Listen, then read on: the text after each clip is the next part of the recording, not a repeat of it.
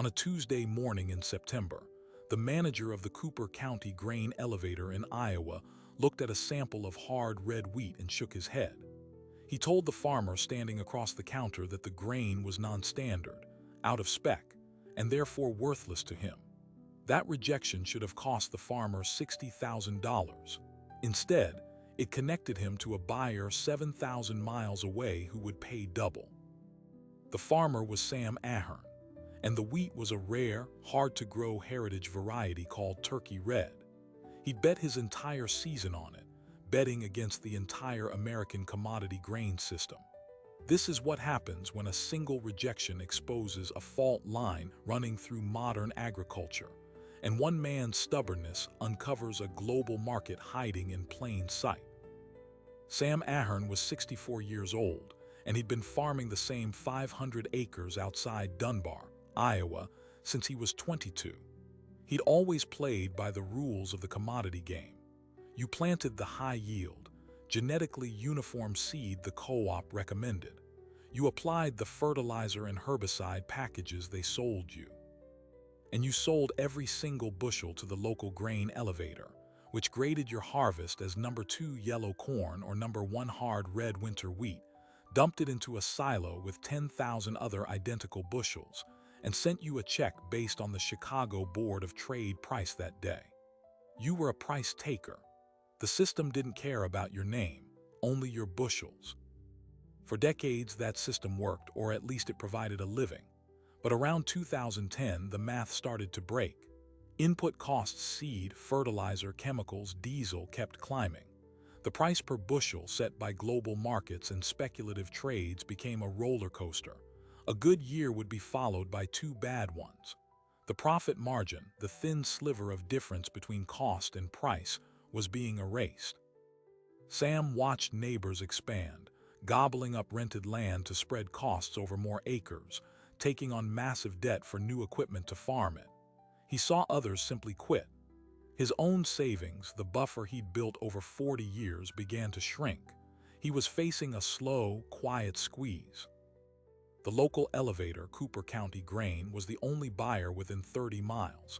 It was owned by a regional agricultural conglomerate. Its manager, a man named Jason Pell, was not a villain. He was a functionary. His job was to keep grain flowing efficiently into the system. The elevator had strict specs: moisture content, test weight, percentage of foreign material, protein content for wheat. If your grain deviated, it was out of condition. It might be docked, meaning you'd be paid less. Or if it was too far out of spec, like Sam, wheat would be. It was non-standard and rejected outright. The elevator couldn't risk it contaminating a whole bin of uniform commodity grain destined for a massive flour mill or export terminal.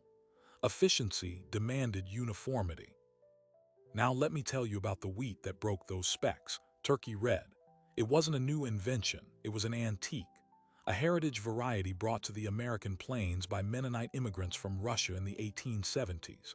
It was the wheat that built the breadbasket, known for its deep roots, drought tolerance, and a complex, nutty flavor.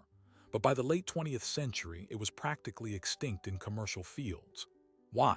Because it was tall and could lodge or fall over in high winds. It yielded fewer bushels per acre than modern dwarf varieties bred for maximum output under heavy fertilizer. It didn't fit the industrial recipe. The system had selected it out. Sam first heard about Turkey Red from his grandfather's journals. The old man had written about the flavor of the bread his wife baked, a flavor he claimed disappeared with the new wheat. It was a nostalgia story until Sam, desperate for a different angle, went down an internet rabbit hole one winter night. He found forums for artisanal bakers and craft brewers. They weren't talking about bushels or test weight. They were obsessing over flavor profiles, terroir, and nutritional density. They were seeking out specific, named varieties of grain, and they were willing to pay. A phrase kept popping up: "You are what your food ate." And these bakers wanted their flour to come from wheat that meant something. The numbers were staggering, but in a different way. A bushel of commodity hard red wheat might sell for $8. He read about farmers selling specialty emmer or einkorn wheat for $6 a *pound* to chefs in New York. The global market for these so-called ancient grains was exploding, projected to grow 35% a year. The value wasn't in volume anymore. It was in story, in uniqueness. Sam saw a crack in the monolith. So in the spring of 2022, he made a decision that felt like jumping off a cliff. On 10 of his 500 acres, the best drained, most fertile patch, he planted turkey red seed he'd sourced from a tiny nonprofit seed saver. He didn't tell his banker. He didn't tell Jason Pell at the elevator. He told his wife, Mary, who looked at him the way you look at someone who's just announced they're going to sail across the ocean in a rowboat. The investment was steep. The seed cost 5 times more per acre. He had to weed mechanically because the old variety couldn't handle the standard herbicide cocktail. He watched it grow, taller and more golden than the uniform carpet of modern wheat on his other fields, whispering in the wind. Let me tell you about harvest, because that's when theory met the harsh reality of the local scale. In late July, Sam combined those 10 acres. The yield was low, just 30 bushels per acre versus his modern wheat's 65. But the grain was beautiful, plump, a deeper amber. He loaded it into his truck, kept it separate, and drove to the Cooper County elevator. He was nervous, but part of him believed that when Jason Pell saw the quality, smelled it, he might make an exception. Maybe there was a specialty program he didn't know about. The system, Sam hoped, had a little flexibility. Jason took a sample, ran it through the standard tests. The test weight, a measure of density, was off. The protein content was actually higher than commodity wheat, but it was different asterisk. The machine, calibrated for uniformity, flagged it. Jason shook his head. Sam, what is this? It's not to spec. I can't take it. It's non-standard. If I dump this in, it messes up a whole 5,000 bushel lot. My hands are tied, Sam argued. He talked about flavor, about heritage. Jason just pointed to the rulebook from corporate. The grain was rejected, worthless here. Sam drove home with 10 acres of harvest still in his truck. 10 acres that represented his biggest gamble, his alternative to the slow squeeze. He had no buyer, no market, just 300 bushels of non-standard wheat sitting in his barn, and a sinking feeling that his grandfather's journals and internet forums had led him completely astray. The cliffhanger wasn't the jump. It was the moment you realize there's no water below, just rocks, and you're halfway down. For 2 weeks, the 300 bushels sat in the barn. Sam felt the weight of it every time he walked in. It wasn't just grain, it was his failed idea, a monument to a stupid risk. Tell himself he should just feed it to the cattle, cut his losses. But something in him, the same stubbornness that made him plant it, refused. If the local system said it was worthless, he'd have to find a system that said it was worth something. The problem was, he had no idea how to find it. So he started where everyone starts. He Googled. But this time, he wasn't searching for wheat prices. He typed in turkey red wheat buyer, heritage grain market, artisanal flour mill. The results were a scattered, confusing map of a world he never knew existed. There were boutique mills in Vermont and Oregon. There were grain clubs where subscribers got a shipment of rare flour every month.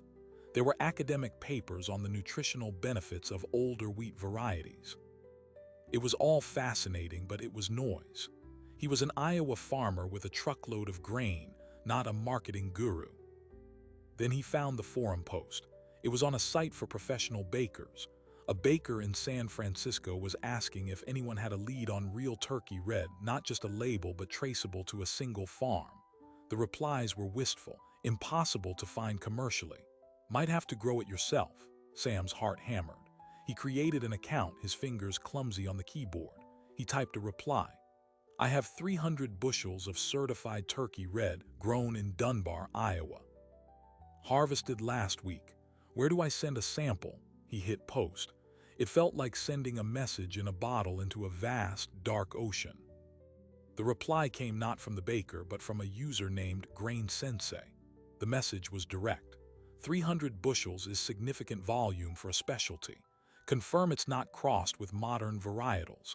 What is the protein percentage and falling number? Can you provide a clean, unmilled sample for flavor and aroma evaluation? Sam had no idea what a falling number was. He learned it was a test for enzyme activity. important for baking. He tracked down a small private lab in Ames, paid $120 out of pocket, and got the tests done. The numbers came back exceptional. The protein was high, the falling number perfect for slow fermentation bread. He sent the results. Grain Sensei's next message was a question that changed everything. Is your grain clean enough for shipment to Japan? I have a client who may be interested. Japan. The word seemed to glow on the screen. Sam thought of his grandfather's journals again, not the wheat, but the part about him fighting in the Pacific. The strange, circular path of things. He wrote back, I believe so. It's stored separately, very clean. Who is the client? Let me tell you about the client. Because this is where Sam's small, stubborn experiment collided with a massive, centuries-old obsession. The client was a fourth-generation wagashi maker in Kyoto. Wagashi are the exquisite, delicate confections served with tea. Their aesthetic is everything: color, shape, seasonal symbolism. And for one specific type of sweet, a rare, snow-white dumpling, the artisan used a special, low-gluten, aromatic wheat flour to dust the outside, preventing stickiness and adding a whisper of flavor. For generations, they'd used a specific heritage wheat from Hokkaido, but climate shifts had made the local crop unreliable. The family was searching the world for a substitute that met their exacting standards. They needed a wheat with a specific, subtle fragrance, a pure white flour when milled, and a specific texture. Turkey red, ironically, wasn't red in the flour. When milled correctly, it produced a pale, beautiful flour with a distinct nutty sweetness. Grain Sensei was a food sourcer, a middleman who connected niche producers with obsessive buyers. His real name was Hiroshi Tanaka, and for him, Sam wasn't a failing farmer, he was a potential discovery. A single-origin, American-grown heritage wheat with full traceability. For his Kyoto client, that wasn't a bug, it was a feature, a story. The Iowa Prairie wheat, he called it in his emails. The value was multiplying. But between Sam's barn and a Kyoto tea house lay an ocean of complexity. Literally, Sam had never exported anything. He called the Iowa Department of Agriculture. He called a freight forwarder in Omaha. The terminology was a new language. Phytosanitary certificates, fumigation protocols, container load minimums, letters of credit. The cost to ship a single 20-foot container to Osaka was more than he'd made on his entire corn crop the previous year. He was out of his depth. The initial excitement curdled into a new kind of fear. He'd found a buyer who might pay a premium, but the door to get to them was guarded by a maze of logistics and upfront cash he didn't have. This is when the second institution said no. Sam went to his local bank, the same one that held his operating note, to ask for a short-term loan to cover the export costs. He brought his lab reports, the printouts of emails from Hiroshi Tanaka. The loan officer, a young man named Ben, listened politely. Then he explained the problem. The bank's lending was based on collateral. They could lend against grain in the elevator because they had a warehouse receipt. They could lend against land or equipment. They could not lend against a story and some emails to Japan.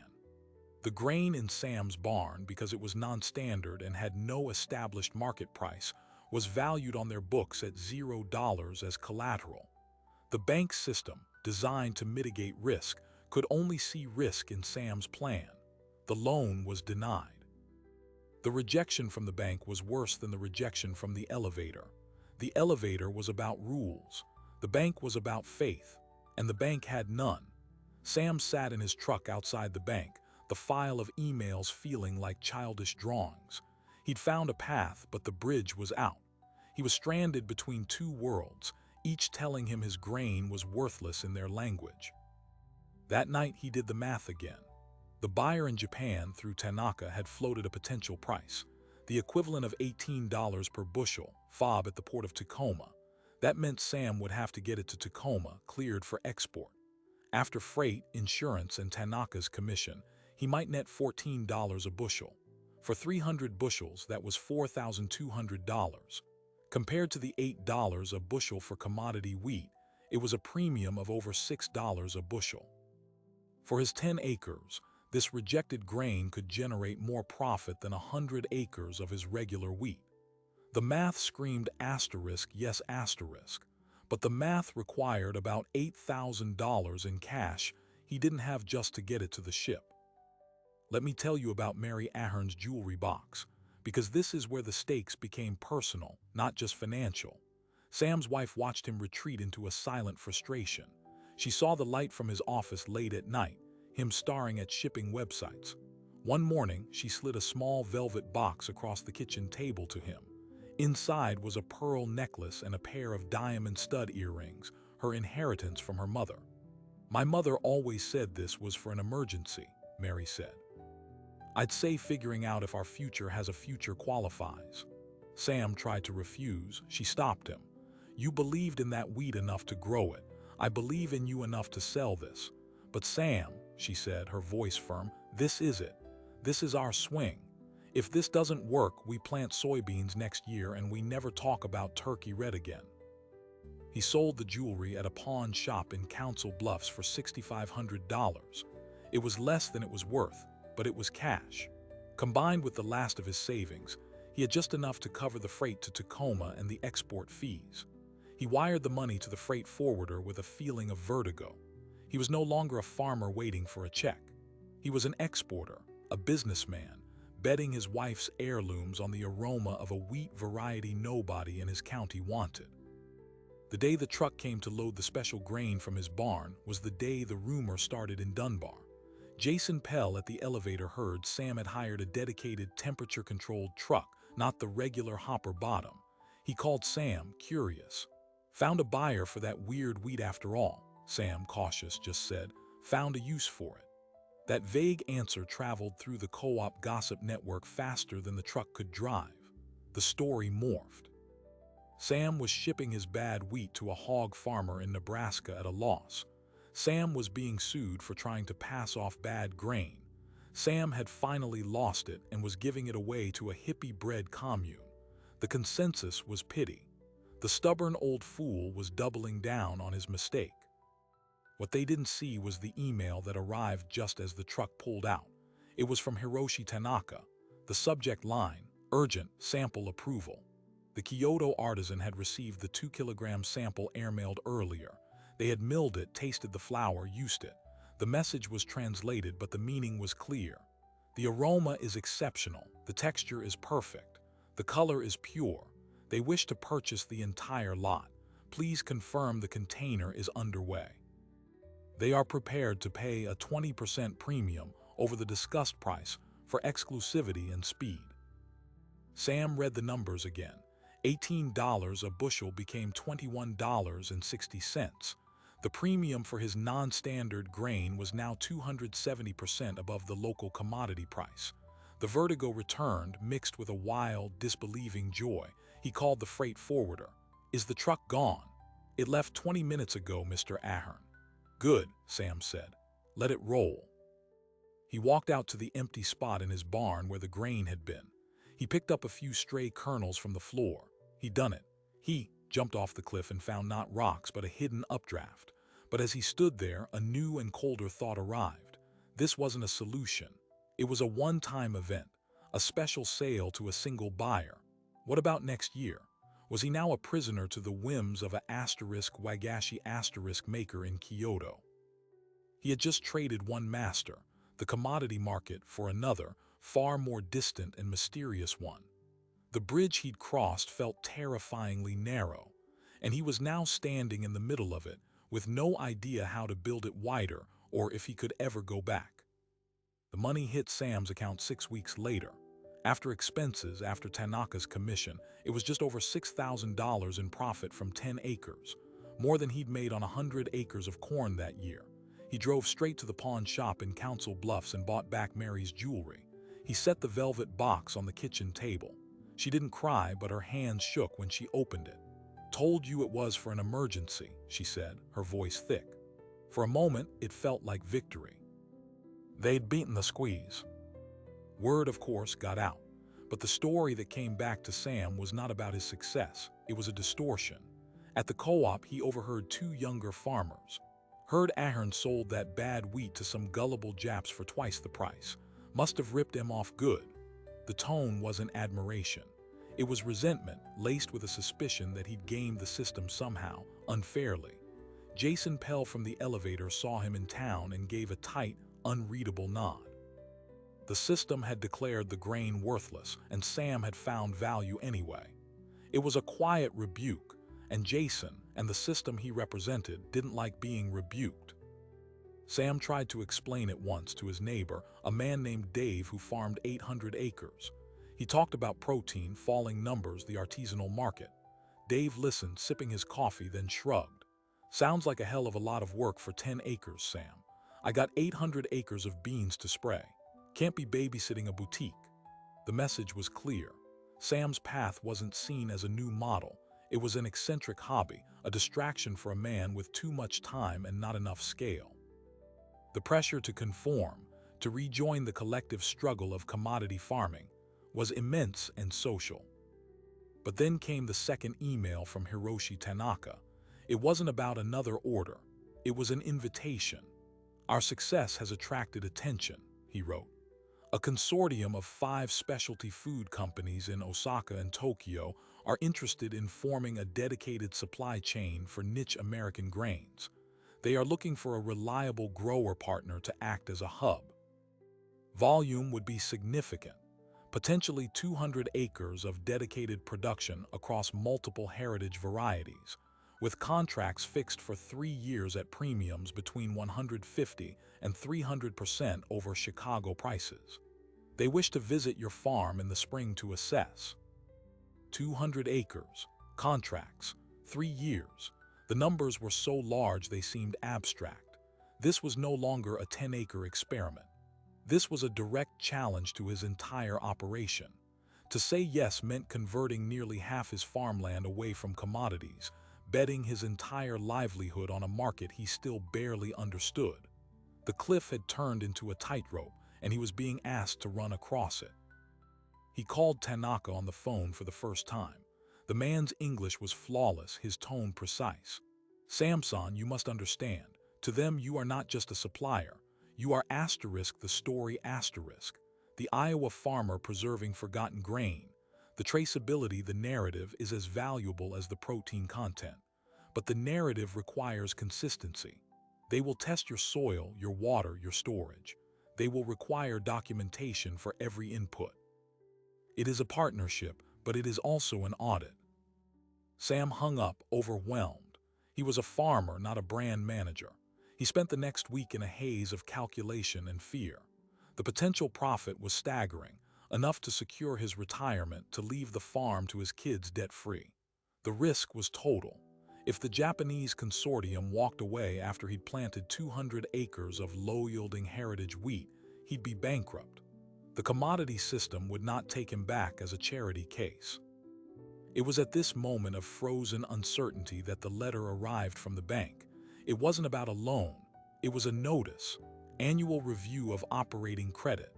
Sam opened it, expecting the usual terms. But on the second page, a new clause had been added. A paragraph titled Crop Diversification and Collateral Valuation. It stated that for the purposes of determining the value of crop collateral for operating loans, the bank would only recognize crops with an established daily quoted price on a major commodity exchange. The Chicago Board of Trade, the Kansas City Board of Trade, or the Minneapolis Grain Exchange. Any other crop would be valued at zero for collateral purposes. Sam read it twice. Then he called Ben, the loan officer.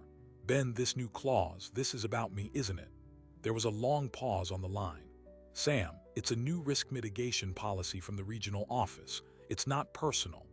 But it means if I plant 200 acres of turkey red, my operating loan next spring is based only on the 300 acres of corn and beans I plant. You'll only lend me money against the commodity crops." "That's correct," Ben said, his voice professionally neutral. "The bank can't underwrite unproven markets." The system had just fired a warning shot. It was a financial cordon sanitaire. By declaring his specialty grain valueless as collateral, the bank was making it exponentially more dangerous for him to scale up. They were forcing him to keep one foot firmly in the commodity world, to remain dependent on them, even as he tried to escape it. It was a brilliant, suffocating piece of risk management. Sam felt the walls closing in. The path forward required capital to scale. The capital was locked behind a rule that required him to not scale. It was a perfect, maddening loop. Then the weather turned. It was an early October frost, sharp and hard. It hit before his commodity soybeans had fully matured. The frost-damaged beans would be docked heavily at the elevator. His safe, collateral-backed crop was suddenly worth less. The squeeze from the other side tightened another notch. Sitting at his kitchen table, the bank's letter in one hand, Tanaka's email printout in the other, with the news of the frost damage on the radio, Sam had the chilling realization. He was at war on three fronts, with the volatile commodity market that had just frostbit his income, with the local financial system that was actively sabotaging his alternative, and with the immense, intimidating opportunity of the global specialty market that demanded more than he was sure he could give. This was the pivotal moment. Not the first gamble, but the second, bigger one. He could take the $6,000, be grateful for the miracle, and slip back into the old rhythm, chastened but safe. Or he could escalate. He could fight the bank, bet everything on the Japanese, and try to build a new system from the ground up, knowing that one failed crop, one shipping delay, one change in a Tokyo buyer's taste could wipe him out. Let me tell you about the meeting he called, because it wasn't with the bank or with Tanaka. He called his son, Mark, who worked as an agricultural loan officer at a different bank in Des Moines. And he called his daughter, Lisa, a logistics manager for a manufacturing company in Chicago. He laid out the entire situation, the frost, the bank's clause, the Japanese offer, the numbers. He didn't ask for money. He asked for analysis. "Tell me," he said, his voice steady over the speakerphone, "if this is courage or if it's just stupidity wearing a different hat." Mark, the banker, spoke first. "Dad, that clause is brutal, but it's not unique. They're terrified of anything they can't resell in 24 hours, but their fear is their problem, not yours. The numbers from Japan, they're real. The risk is real too, but the collateral clause only matters if you need their loan. What if you did?" Lisa, the logistics expert, jumped in. "The supply chain is the hardest part, Dad. You've already proven you can navigate it once. That's huge. The Japanese wanting to partner changes everything. It's not you begging for a sale, it's them asking for reliability. That's power. But 200 acres, you'd need help. You'd need a plan for harvest, storage, cleaning. It's a mini operation within your operation." The conversation lasted 2 hours. It wasn't a pep talk. It was a business plan forged in real time over a phone line. By the end, a skeleton of a strategy emerged. Mark would explore alternative lending options, smaller community banks, or even agricultural grants for value-added farming. Lisa would draft a step-by-step logistics plan for the 200-acre harvest, from combine to container. And Sam would do two things. He would write a formal, professional proposal to the Japanese consortium, embracing the story, but backing it with data. And he would drive to the Cooper County elevator and have one last conversation with Jason Pell. Because Sam had seen a fourth option, not just fighting the system or surrendering to it, but trying to change it from within just a little. If the elevator was the local monopoly on yes and no, maybe it was time to see if their definition could stretch. He drove to the elevator on a clear, cold morning in November. Jason was in his office, behind a glass wall overlooking the scales. Sam didn't talk about frost or finance. He laid a one-page summary on Jason's desk. It had 2 columns. One was the standard elevator price for number 1 hard red wheat, currently $8.20 a bushel. The other was the contracted price Sam had just received from Japan for turkey red, $21.60. He pointed to the difference. "Jason, that right there is $13.40 per bushel the local system is leaving on the table for farmers." "What if," Sam said, choosing his words carefully, "instead of this elevator being the end of the line, it became the beginning of a different one? Jason stared at the numbers. The resentment in his eyes was still there, but it was now battling with something else: professional curiosity and the dawning fear that he, the manager, might be on the wrong side of a trend. "What are you saying, Sam?" "I'm saying I might have a buyer for 200 acres of specialty grain next year, maybe more the year after. I can't handle the cleaning, the storage, the loading myself. This elevator can. What if we worked out a deal? You handle the post-harvest handling for a fee. You become the specialty hub. You get a piece of that $13 premium instead of saying no to it." Jason leaned back, his chair creaking. He looked out at his silos, monuments to uniformity.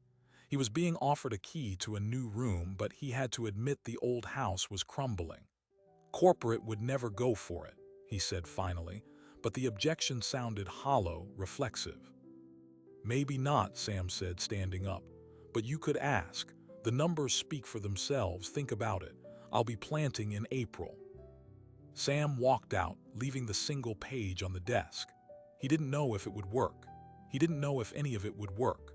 But the tightrope was now stretched, and he had taken the first step onto it. The only way was forward into a storm of his own making, where the rewards were as high as the risks, and the only thing harder than failing would have been not trying at all. The battle lines were drawn, not in the soil, but in the ledgers, the contracts, and the stubborn human will to find value where the system saw none. Jason Pell didn't call for a week. Sam assumed the idea was dead, another casualty of corporate inertia. Then on a Friday afternoon, his phone rang. It wasn't Jason. It was a woman from the regional office of the agricultural conglomerate that owned the elevator. She introduced herself as the director of new business development. She had Jason's one-page summary in front of her with Sam's numbers. "Mr. Ahern, we'd like to discuss a pilot program. Are you available for a conference call next Tuesday?" Let me tell you about that call, because it was the moment the monolith began imperceptibly to turn. On the call were the corporate director, Jason Pell, a logistics manager, and Sam. They did not lead with enthusiasm. They led with risk assessment. Their questions were sharp, practical. How would the grain be kept separate? Who bore the cost of additional cleaning equipment? What were the insurance liabilities? What if the Japanese buyer rejected a load? Sam, prepared by his daughter Lisa's plan, had answers. He proposed a shared risk model. The elevator would invest in a dedicated, small bin cleaning system. Sam would guarantee a minimum volume through a multi-year contract with his buyers, absorbing the first loss if quality was rejected. He was no longer just a farmer pitching a story. He was a partner proposing a business deal. The corporate director was quiet for a moment. Then she said, "The premium price point is compelling. We've been looking for value-add opportunities. This could be one. We're willing to fund the cleaning equipment as a capital investment. But Mr. Ahern, the guarantee of volume and quality rests with you. If you fail to deliver the contracted specialty grain, you would be responsible for the differential between the specialty price and the commodity price for the entire volume." That could be a six-figure sum. Sam's mouth went dry. He was agreeing to a penalty far larger than his entire net worth, but he also heard the door swinging open. "I understand," he said. "I'll deliver." The pilot agreement was signed in January. It covered only Sam's projected 200 acres for the first year, but the language was revolutionary for the elevator. It created a new category: verified specialty grain. It had its own pricing schedule, its own quality protocols. For the first time, the elevator's rulebook had an appendix. Now let me tell you about the visit from Kyoto. They arrived in mid-May when the turkey red was knee-high and rippling in the Iowa wind. There were three of them: a senior executive from the consortium, a master miller, and Hiroshi Tanaka as translator. They did not wear suits. They wore sensible shoes. They walked Sam's fields in silence, kneeling to feel the soil, examining the plants. The miller carried a small notepad, writing constantly. They toured the elevator, now with its new, isolated cleaning bay. They were polite, but their scrutiny was intense. That evening, over dinner in Sam's farmhouse prepared by Mary, the tone changed. The master miller, through Tanaka, began to speak not of contracts but of flavor. He described the specific aroma they sought, hinted at honey and warm stone. He talked about the importance of the wheat's ash content for the perfect white dusting on the *Wagashi*. Sam, who had spent a lifetime discussing yields in bushels per acre, found himself in a conversation about poetry. He brought out his grandfather's journal, showing the old man's notes about the bread. Tanaka translated the passage. The miller listened, nodded slowly, and said a single phrase. Tanaka smiled. He says the memory in the land agrees with the memory in our craft. This is good. The contract was signed the next morning at the kitchen table. It was for 3 years, 200 acres of Turkey red, with an option to expand. The price was fixed at a 220% premium over the Chicago hard red wheat futures price at the time of harvest, with a floor price guarantee. For Sam, it meant his income from those 200 acres would be more stable and vastly more profitable than from his other 300 acres of corn and beans combined. He had just created a financial airbag for his entire farm. But the consortium wanted one more thing. They asked Sam to source and grow 2 other heritage varieties for them, a soft white wheat for specific crackers and an heirloom barley for a premium sake brewer. They were asking him to become a curator, a specialist. This was the final, surprising pivot. Sam wasn't just selling his grain, he was being hired for his growing skill and his location. The story of the Iowa prairie was now part of their product's identity. With a signed contract in hand, Sam and his son Mark approached a community development bank in Des Moines that specialized in value-added agriculture.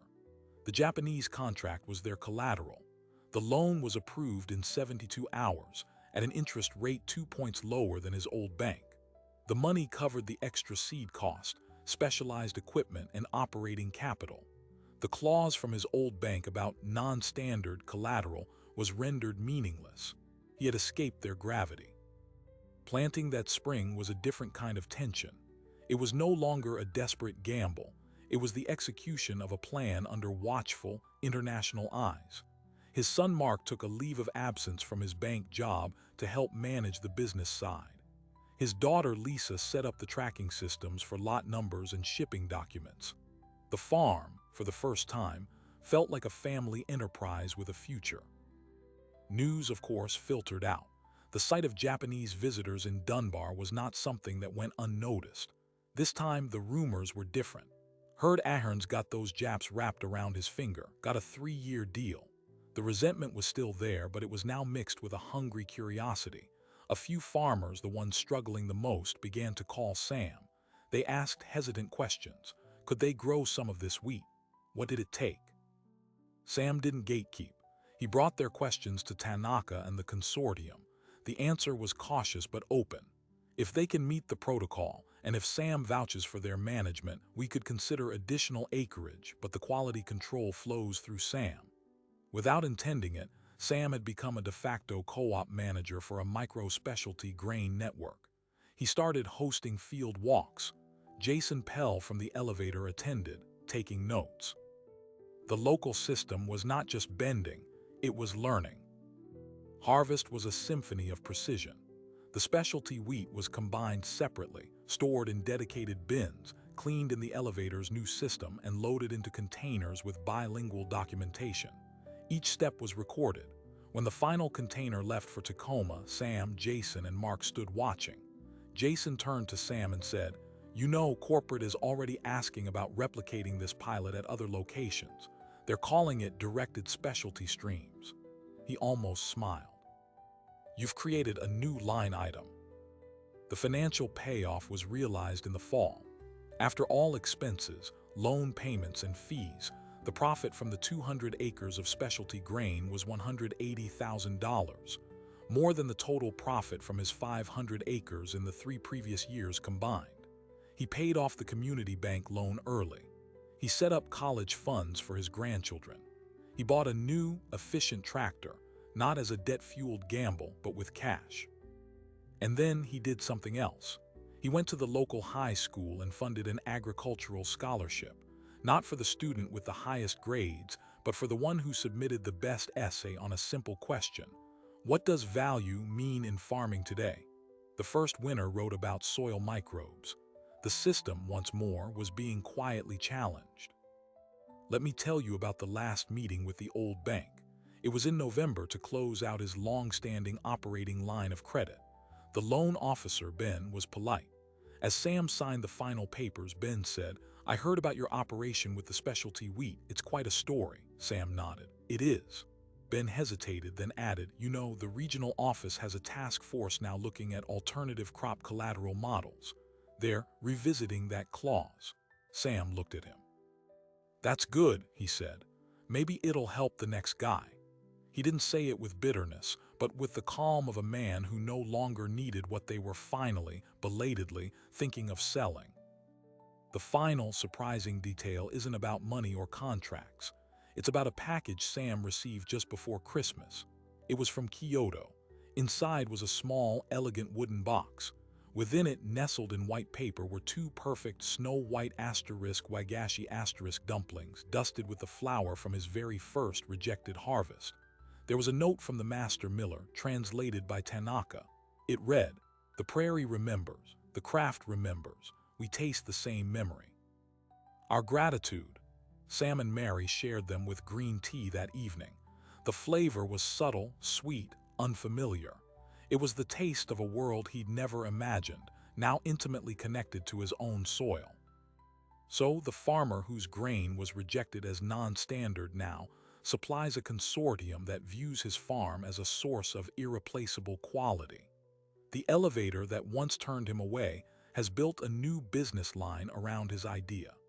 The bank that refused to acknowledge his crop's value is studying how to catch up. And Sam Ahern, at 66, is not thinking about retirement, but about which heritage barley variety to trial next season, his land more valuable, both in price and in purpose, than it has ever been. He walked his fields on a cold, clear morning last week, the stubble of the harvested turkey red gold under the frost. The system had said no. The world had said yes. The difference was more than a price point. It was a perspective. He had broken the monopoly of the local no by finding a global yes. And in doing so, he hadn't just saved his farm, he had redefined what it could be. The story that began with a rejection at the elevator scale ends with a quiet understanding that value is never just in the bushel. It's in the story the bushel tells, and in the hands, across an ocean, that are waiting to receive it. Sam Ahern's story is a single, bright thread in a much larger tapestry being rewoven across global agriculture. It reveals a quiet but profound fracture. For decades, the system worked on a simple principle. Uniformity creates efficiency. Efficiency creates scale. Scale creates profit. But what happens when the highest value is no longer found in uniformity, but in uniqueness? When the market stops rewarding bushels and starts rewarding stories, flavor, and place. We are now living in the space between these two systems. One is a vast, efficient, and fragile machine built on commodities, where farmers are price takers, and a frost in Iowa or a drought in Argentina sends shockwaves through the entire chain. The other is a growing network of direct connections, where farmers like Sam are price makers, where value is negotiated hand-to-hand across oceans, based on qualities a grain elevator's sensor cannot measure. This isn't just about wheat. It's about coffee, cacao, cheese, meat, any product where the story of its creation is becoming as consumable as the product itself. The tension between these worlds isn't just economic, it's cultural. It's the tension between the local scale that said non-standard and the global search that said irreplaceable. It asks a difficult question. Has our pursuit of industrial efficiency made us blind to different kinds of value? Sam's turkey red wheat had objective, measurable qualities. High protein, perfect falling number. That should have made it more valuable, not less. But the local system had no mechanism to see that value, because its definition of value was limited to what fits smoothly into its machinery. So the lingering question isn't whether more farmers will try this. The market forces are already pushing them. The real question is whether the institutions that surround farming, the elevators, the banks, the universities, the government programs, will adapt quickly enough to facilitate this shift, or whether they will remain barriers, defending a legacy system until it is bypassed completely. Will they, like Jason Pell's corporate office, add a new appendix to the rulebook? Or will they cling to the old clauses until they become irrelevant? Sam's path wasn't a rejection of farming. It was a rediscovery of its oldest promise, that skillful work on good land in harmony with its specific nature can create something of deep and lasting worth. He didn't just find a new buyer, he recovered agency. He stopped asking the system for permission to be profitable and built a small, resilient system of his own that the old one eventually had to acknowledge. As you think about the food on your own table, consider the invisible journey it took. Was it harvested from a landscape of stories or from an ocean of anonymity?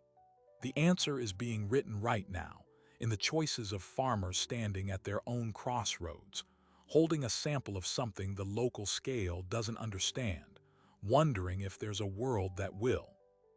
If you found this look into the hidden economics of our food system compelling, there are more stories like it waiting to be told.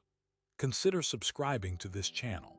We dedicate ourselves to unearthing the quiet revolutions that are reshaping our world, one field, one decision, one stubborn idea at a time. Thank you for watching.